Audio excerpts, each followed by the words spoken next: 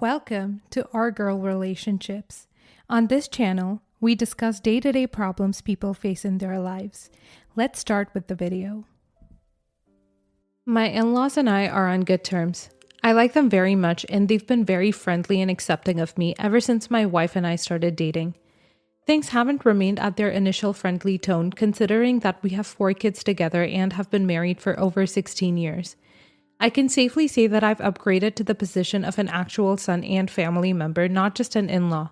Recently, my wife has taken a new job at a company that requires her to travel quite often and spends a good majority of her time abroad, and I can express how genuinely thrilled I am that my wife got the opportunity to practice her dream job and be offered wonderful opportunities. It hasn't bothered me to take care of the kids, and I've been very grateful for the fact that my in-laws are constantly offering help and support with my temporary single parenting experience. Recently, my in-laws invited me to a family dinner to celebrate father-in-law's birthday, in which everybody would be present and bring their gifts and sing their happy birthdays and then spend an amazing evening together and go back home separately. We got to the family home and made dinner together and spent a lovely time as we always do. When we sat down at the dinner table, I couldn't help but feel a little bit secluded and exempt from conversation and had my point immediately ruled out by my mother-in-law specifically. I didn't really want to pay much attention to it, and I thought to myself that my wife's absence was making me feel targeted and insecure. That was, of course, until I got my confirmation that there was something abnormal going on. As we finished our dinner, the mother-in-law got up to toast something in honor of the husband's birthday, just wishing for family health, wealth, and happiness. And then she mentioned her dog's name had passed away very recently, and she spoke with so much emotion, passionate about the pet, that I couldn't help but tear up and relate to her emotions as I was very fond of that dog myself. He resembled my old family dog and I bonded with him due to that reason.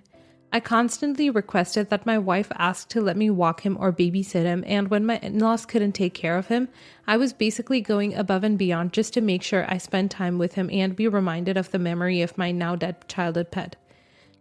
My mother-in-law was immediately surrounded and supported by everyone else that had rushed over to her side to hug and comfort her and wipe away her tears before she abruptly pushed everyone away and pointed at me and started directing all sorts of insults and shouts in my way. The change in attitude was so abrupt from her crying about her dog to shouting at me, calling me cruel and heartless and unworthy of familial love and care and basic human rights. Basically, she was accusing me of having killed her dog out of jealousy and envy, and as a result of the pain that I outsourced from him striking resemblance to my old dog.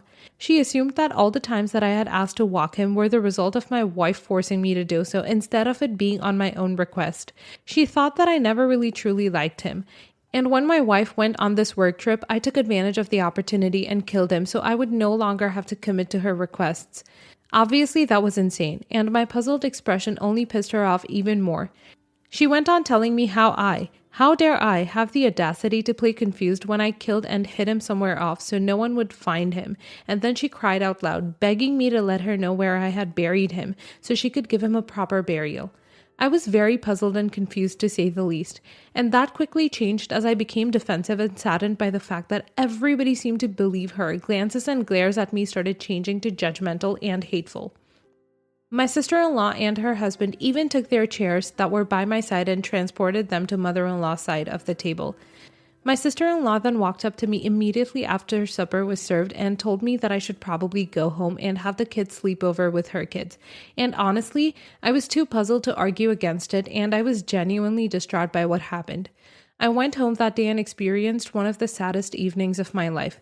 I drank away at my wine and fell asleep, hoping tomorrow would never come. But tomorrow did indeed come, and my wife came home only a few days after having learned the events that had taken place.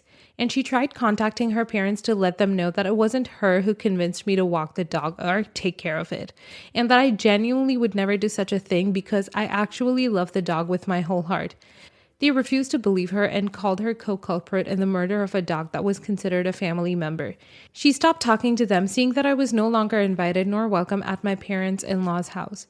Now, I work at a security camera company that is a government program, which is responsible for making sure that the elders and retired are secured in their homes. And as soon as they purchase cameras, we are hired to review their contents to make sure there was nobody preying on these old people or trying to rob their houses or inflict any harm upon them.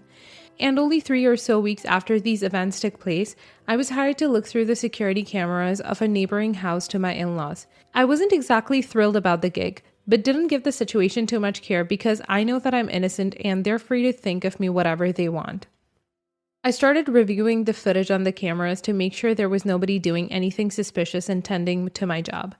I then realized that their cameras had a perfect view over my in-laws' backyard. It wasn't necessarily a direct view, but through multiple angles, you could pretty much get a total vision of what happens in their yard. I don't really know if it's considered a privacy invasion or not, but I was overarched by a sense of curiosity or intuition or something that I couldn't explain, whatever that may be. The contents that I found on the night prior to the day my mother-in-law called my wife to inform her of the dog's death shook me to the core. Somewhere around the middle of the night, my father-in-law's figure appeared in the backyard and proceeded to shovel the ground for a couple of hours, making a hole that's big enough to bury something large within it, and then brought back a large black bag from his car trunk and then shoved it in the hole and covered it with dirt and planted things on top of it to camouflage it with pots and dirt bags and so on. I went home to my wife and told her of my findings, and she requested that I go to my in-laws' house and tell them what I had seen. As my wife requested, I did indeed go talk to my mother-in-law about what I found out. And at first, she refused to believe me, but she quickly realized that I wasn't lying when I showed her the videos. She was puzzled and visibly surprised, but was shocked by what she was seeing and stopped talking to her husband for weeks to follow because not only had he lied to her, he had witnessed her humiliate and disrespect and exclude me from family without feeling guilty enough to come forward with what he had done.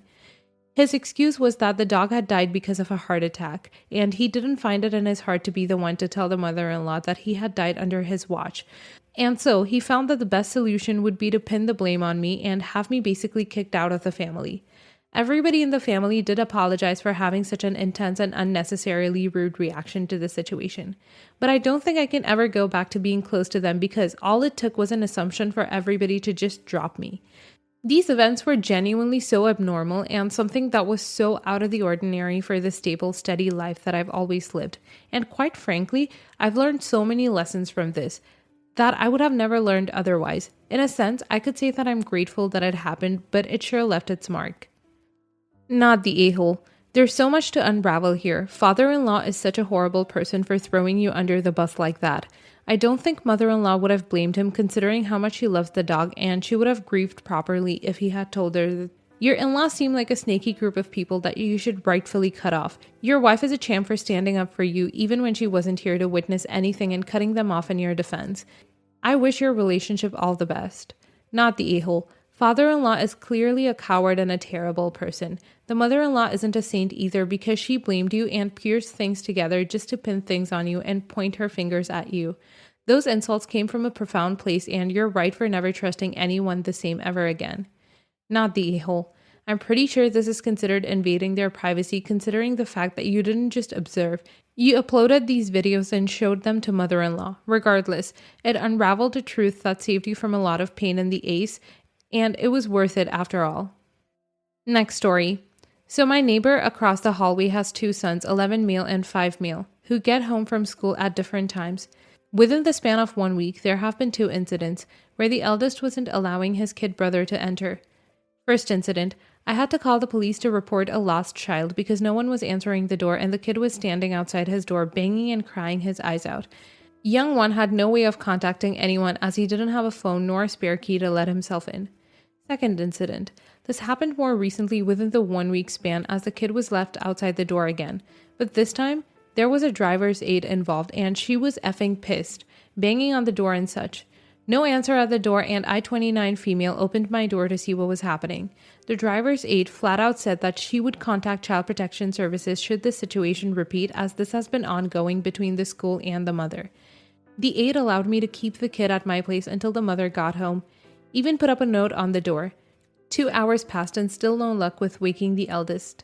Eventually, the eldest knocked on my door in a panic because he couldn't find his kid brother, claiming to have woken up at 5:30 p.m. looking for his brother and didn't see the note I left until 7 p.m. The eldest had a friend with him at the time and I explained the situation to them. The kids recognized the driver's aide as a troublemaker and wasn't surprised that she had said that. The eldest was able to reach his mother and I tried to explain the situation. She hung up on me after I said the words Child Protection Service, saying she's coming home. She got home not too long after and chaos was happening, yelling at her kids about not going into a stranger's home and then eventually yelling at me, claiming that I'm a total stranger. No, we ain't. Had discussed exchanging numbers and having spare keys after first incident. Never happened, sadly. I tried to explain what happened with the driver's aid, but the mother wouldn't have any of it. Do not take my kids into your apartment. How dare you threaten me with child protection services? I'm a single mom trying to raise 2 kids, are a few things she yelled at me. I responded, I'm sorry, it won't happen again. Just simple trying to de-escalate the situation. Sadly, the mother kept going, I had to quit my job because of you. I was immediately baffled by that. Could she have asked to leave work early due to a family emergency instead of quitting? Her yelling got so bad, my mom came out to see what was happening. Angry mama started calming down and we left it at that. Broke down crying when inside my apartment because my anger and anxiety skyrocketed and was questioning whether I did the right thing. I don't know, am I the a-hole for going out of my way to help my neighbor when they're being threatened by CPS? Not the a-hole. The kid was banging and crying multiple times because his brother isn't responsible and wouldn't let him in. That mom is leaving her kids in dangerous situations where the baby could have been kidnapped because he couldn't get into his house. You tried to be nice and help the kid and family out. I wouldn't associate with her anymore for reacting like that. Instead of being grateful her child is safe, she's screaming at those who helped. Not the a-hole. This is an awful situation and you need to disengage from it. Step way, way back. Next time something happens, apologize for not being able to help and advise folks to call the police. The potential consequences for you if this goes wrong are much worse than yelling mama drama. Your impulse is really kind. Unfortunately, this family is already under stress. A situation where a napping 11-year-old is the designated child care provider is not ideal. That mom is under a lot of stress and looking for someone to blame. Intervening in the decisions of the school representative who technically is responsible for the child, whether they're a troublemaker and a jerk or not, is taking on a lot, especially when you don't have prior arrangement with the mother. Next story. My ex and I have 3 kids, 10 female, 8 female, 5 female. We've been divorced for 4 years and are usually pretty amicable. At first, we had 50-50 custody of the girls and nobody paid child support or alimony. Then 2 years ago, she got a job that required her to move 3 hours away and she has the girls every other weekend and was ordered to pay child support. She was struggling to sell her house and paying 2 mortgages was hard enough on her, so I told her that she didn't have to pay child support until things settled down. I'm pretty well off and can easily afford to take care of the girls without any support, so I didn't see the point in making her life harder. Things settled down and I never needed child support, so I never asked. A few months ago, my brother and sister went out for drinks with their husband and wife. My brother drove drunk and crashed and all 4 of them are dead. I became the legal guardian of their kids, 14 female, 10 male, 8 male, 5 female. I can technically afford to take care of all 7 kids on my own, but some child support would help. I talked to my ex about how my circumstances have changed and I need her to pay child support now. She said okay as long as I promised that the money would only be spent on our kids. I told her I can't do that. If I use the money to buy groceries, all of the kids are going to eat the food, and if I use it to pay for the mortgage and for the renovations I'm doing in the house to accommodate for the extra people in the house, I'm not going to kick the kids out. I then told her I can put the money in a savings account for our girls, but I will deduct the same amount of money from the savings account I've already set up. This wasn't good enough for her either, and we haven't been able to come to an agreement, so I wanted to know if I was the a-hole. Edit.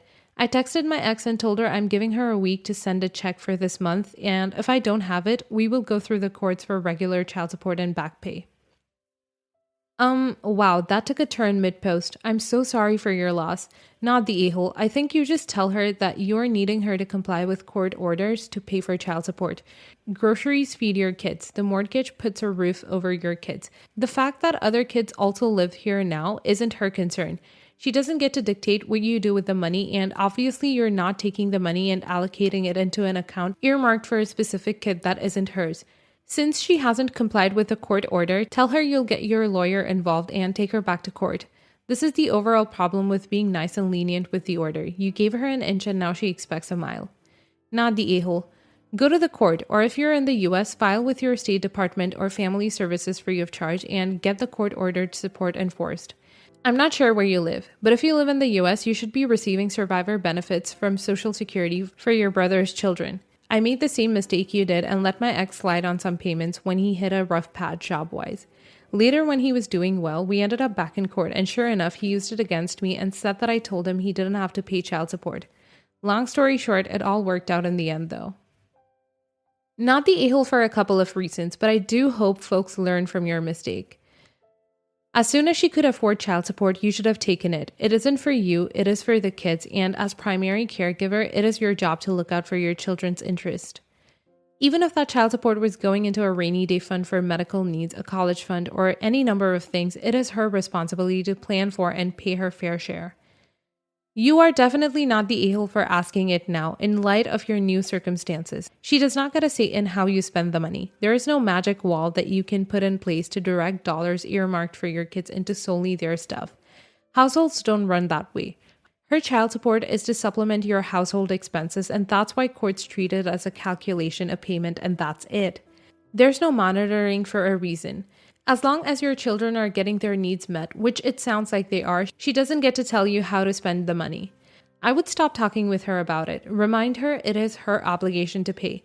Tell her you want to protect your relationship and keep it civil, so anything further relating to the matter should be directed to your lawyer. Then stick to it and send her to your lawyer with any complaints.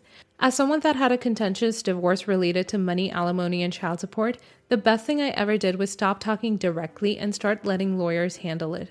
Co-parenting and our relationship as caring parents for our child has been better since we no longer have those hot topics coming between us.